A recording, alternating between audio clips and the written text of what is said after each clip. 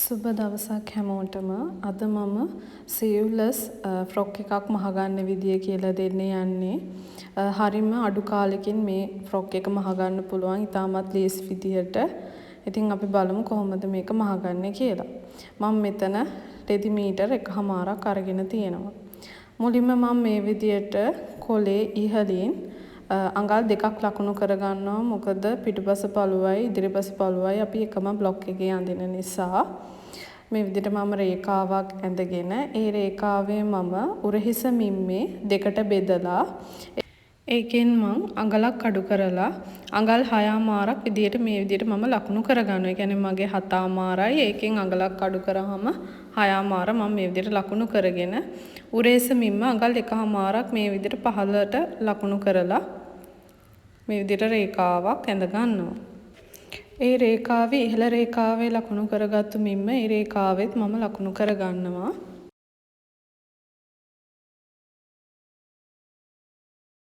දැන් මම රැගල් ලුස උරහිස මිම්ම දෙකට බෙදලා ඒකට අඟල් භාගයක් එකතු කරපු මිම්ම මේ විදිහට ලකුණු කරලා රේඛාවක් ඇඳ ගන්න.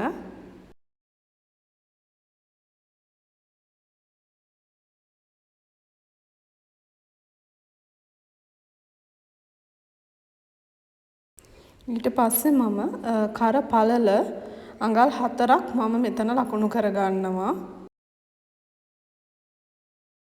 අඟල් 4 ලකුණු කරගත්තු ස්ථානයේ සිට පහළට මම ඉන උසට අඟල් භාගයක් එකතු කරපු මිම්ම ලකුණු කරලා රේඛාවක් ඇඳ ගන්නවා.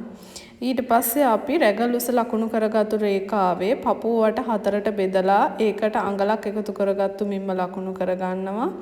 ඉන උස ලකුණු කරගත්තු රේඛාවේ ඉන වට 4ට බෙදලා ඒකටත් අඟලක් එකතු කරගත්තු මිම්ම ලකුණු කරලා මේ විදියට මම මේ රේඛා දෙක යා කර ගන්නවා.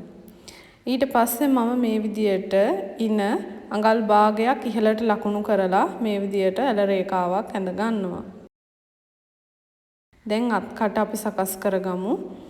මේ විදියට මම මුලින්ම ඒ කියන්නේ ගොඩක් ඇල කරන්නේ නැතුව සාමාන්‍ය විදිහට දශමයක් විතර ඇල කරලා මේ විදියට රේඛාවක් ඇඳ ගන්නවා. ඒ රේඛාව සමාන කොටස් දෙකකට බෙදා ගන්න ඕනේ.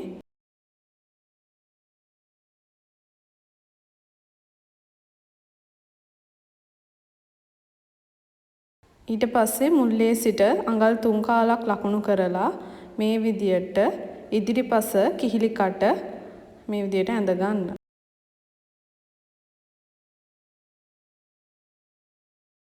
දැන් මම ඉදිරිපස කර ඒකත් මම අඟල් 4ක් විදියට ලකුණු කරලා මේ විදියට අපිට පුළුවන් කර හැඩය ඇඳ ගන්න.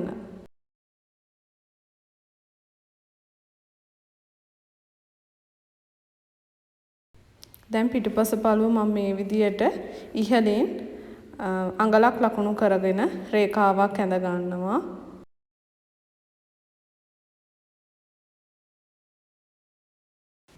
මේ විදියට යා කර ගන්න උරහිස් දෙක. දැන් මම පිටුපස කිහිලි කට අඟලක් ලකුණු කරලා මේ විදියට කිහිලි කට වක්‍රය ඇඳ ගන්න. පිටුපස කර මම අඟල් 2.5ක් මේ විදියට ලකුණු කරලා මේ විදියට රේඛාවක් ඇඳලා රවුන්ඩ් කරලා පිටුපස පළුවේ කර මම ඇඳ ගන්නවා.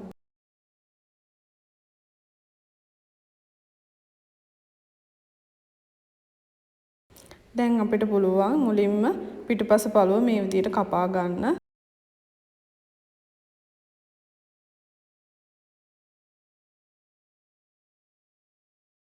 මේ විදියට පළු දෙකම නැම්ම පැත්තට තියලා කපා ගන්න. මුලින්ම පිටුපස පළුව කපලා ඊට පස්සේ මේ කොටස් ඉවත් කරගෙන කපා ගන්න.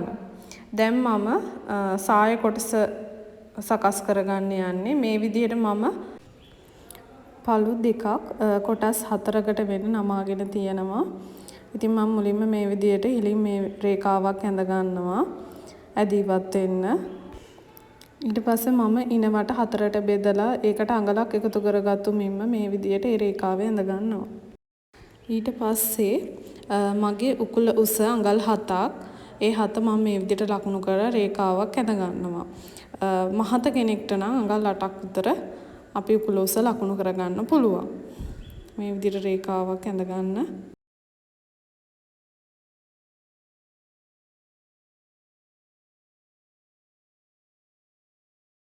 ඒ රේඛාවේ මගේ උකුල වටමින්ම දෙකට බෙදලා ඒකට අඟලක් එකතු කරගත්තු මින්ම ලකුණු කරගන්නවා. ඊට පස්සේ මම මගේ සම්පූර්ණ සාය යට කොටසේ උස මම අඟල් 33ක් මේ විදිහට ලකුණු කරගන්නවා. ලකුණු කරගෙන රේඛාවක් ඇඳ ගන්න.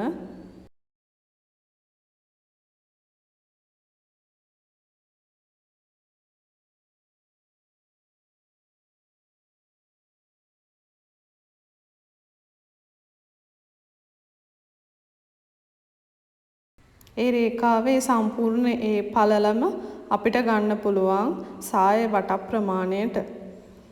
ඊට පස්සේ අපිට පුළුවන් මේ විදිහට සාය හැඩය මේ විදිහට ඇඳ ගන්න. ඔයගලන්ට කැමති සාය හැඩයක් මේකට දාන්න පුළුවන්. ෆ්ලෙයර් සාය, ටයිට් විදිහට, ඒ ලයින් විදිහට කැමති විදිහට සාය සකස් කරගන්න පුළුවන්. මම මෙතන මගේ රෙදි ප්‍රමාණයත් එක්ක බලලා සාමාන්‍ය ඒ ලයින් විදිහට තමයි මේ සාය නිර්මාණය කරගන්නේ.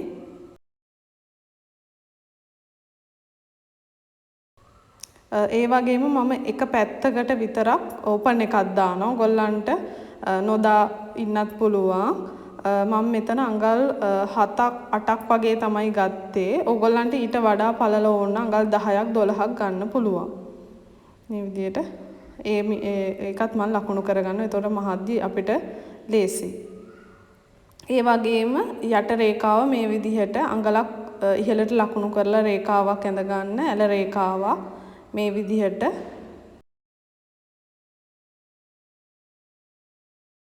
දැන් මේ විදිහට මම කපාගෙන ඇවිල්ලා තියෙනවා. ඉදිරිපස පළුවයි පිටිපස පළුවයි දෙකම කපාගෙන තියෙනවා සාය කොටසේ. ඒ වගේම 60 කොටසෙත් මේ පළු කපාගෙන ඇවිල්ලා තියෙනවා පිටුපසයි ඉදිරිපසයි. ඒ ප්‍රමාණයට මම පේශීන් කපාගෙන තියෙනවා ඉදිරිපස පළුවටයි පිටුපස පළුවටයි. ඒ වගේම අතට මම මේ විදිහට බයස් පටි කපාගෙන ඇවිල්ලා තියෙනවා. දැන් අපි මහගමු. දැන් මම මේ විදිහට ඉදිරිපස පළුව අරගෙන මුලින්ම මේක ඔයාලට පුළුවන් වාටිය ඕලොක් හරි එහෙම නැත්නම් දෙපාරක් නමලා මහ ගන්න. දෙපාරක් නමලා මහද්දී ඉස්සරහට පේනවා. ඒ හින්දා එකපාරක් එහෙම නැත්නම් ඕලොක් කරගන්න පුළුවන්. ඊට පස්සේ මේ විදිහට තියලා අපිට පුළුවන් පේශීන් එක මහ ගන්න. මේ විදිහට තියලා මහලා ඔයගලන්ට කට් මාක් දාලා අනිත් පැත්ත හරව ගන්න පුළුවන්. දැන් මම මේ විදිහට කොටස් දෙකම මහගෙන ඇවිල්ලා තියෙනවා. මම මුලින්ම මේ විදිහට පිටපස පළුව හොඳ පිටපැත්ත ඉස්සරහට සහ ඊට පස්සේ ඉදිරිපස පළුව ඒක උඩින් මම මේ විදිහට තියාගෙන පිටපස පළුවේ පේශීන් කොටස ඉස්සරහ පළුවට මේ විදිහට තියලා මේ විදිහට ඉස්සරහට නමලා ඔයගොල්ලන්ට උරහිස මූට්ටු කරගන්න පුළුවන්. එතකොට ඉස්සරහාර මූට්ටු වෙලා තියෙන කොටස පේන්නේ නැති නිසා මේ විදිහට තියෙන්නේ. දැන් අපිට අත කොටසට බයස් පටි අල්ල ගන්න. මේ විදිහට මම බයස් පටි කපාගෙන තියෙනවා. මේ විදිහට නමලා මහ ගන්න පුළුවන්.